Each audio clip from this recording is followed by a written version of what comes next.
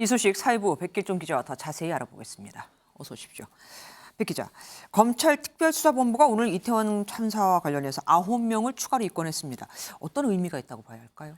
네, 우선 경찰 고위급으로 수사가 확대된다 이렇게 볼 수 있습니다. 오늘 정보복구 삭제 관련 증거인멸 교사 혐의로 입건된 박성민 전 서울청 정보부장은 일선 서장급인 총경보다 한 계급 높은 경무관급입니다. 네. 군 계급으로 따지면 별 하나 원스타 장군에 해당하는 고위급인데요. 지금까지 총경인 이임재 전 용산서장과 유미진 전 서울경찰청 인사교육과장이 입건된 경찰 중에 가장 고위급이었는데 수사가 더 윗선으로 확장된 겁니다. 용산서 정보과장에게 정보보고 삭제를 지시했다는 혐의잖아요. 그러면은 그 위, 그러니까 김광호 서울경찰청장에게도 같은 혐의가 적용될 수 있는 거 아닙니까? 네, 특수본은 향후 김 청장을 소환해 조사할 때 이 같은 혐의를 들여다볼 예정인데요. 김 청장이 정보보고 삭제 사실을 미리 알고 있었냐는 질문에 현재까지 그런 사실이 없다며 앞으로 조사해봐야 한다고만 밝혔습니다. 참사 당시 용산서 112 상황실장을 맡았던 송병주 경정도 입건이 됐습니다. 이거는 무슨 뜻입니까? 네, 송병주 전 상황실장의 혐의는 업무상 과실치사상입니다. 당일 이태원 현장 책임자로서 서장에게 보고할 의무를 다하지 못했다는 겁니다. 들어보시겠습니다. 21시 57분경에 아시는 것처럼 녹사평역에 도착해서 당시 현장 관리하고 있던 112 상황실장에게 상황을 물었습니다.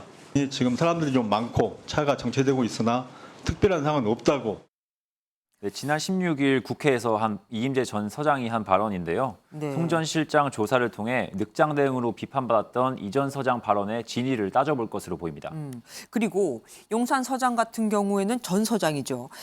경비 기동대를 요청했는데 안 왔다. 그리고 서울청에서는 그런 요청을 받은 바 없다. 계속해서 진실 공방을 벌이고 있지 않습니까?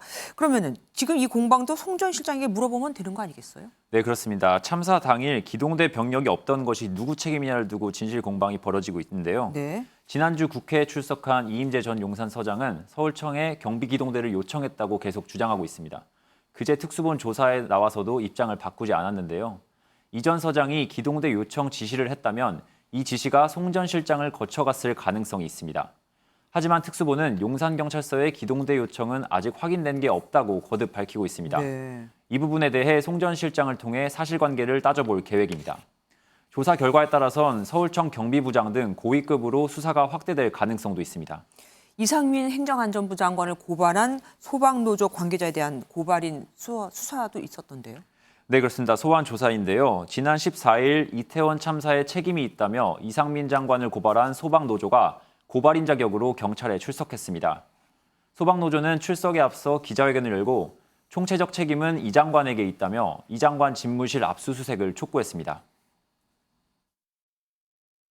행안부 장관의 집무실에 대한 압수수색은 없었고 아직도 여전히 현장 대원들을 탈탈 털듯이 일일이 압수수색을 하고 있고 교통사고를 낸 정부가 사고 수습을 한 소방기관에 책임을 묻는 거 아니냐.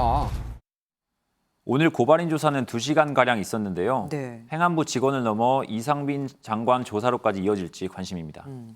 국회에서는 이태원 참사 국정조사가 결국 합의를 이뤘습니다. 야, 이게 타협이라는 말을 정말 간만에 들어보는 것 같아요. 네, 기나긴 줄다리기 끝에 타협이 됐죠. 여야 간 이해관계가 맞아떨어졌기 때문이다 이렇게 볼 수 있을 것 같습니다.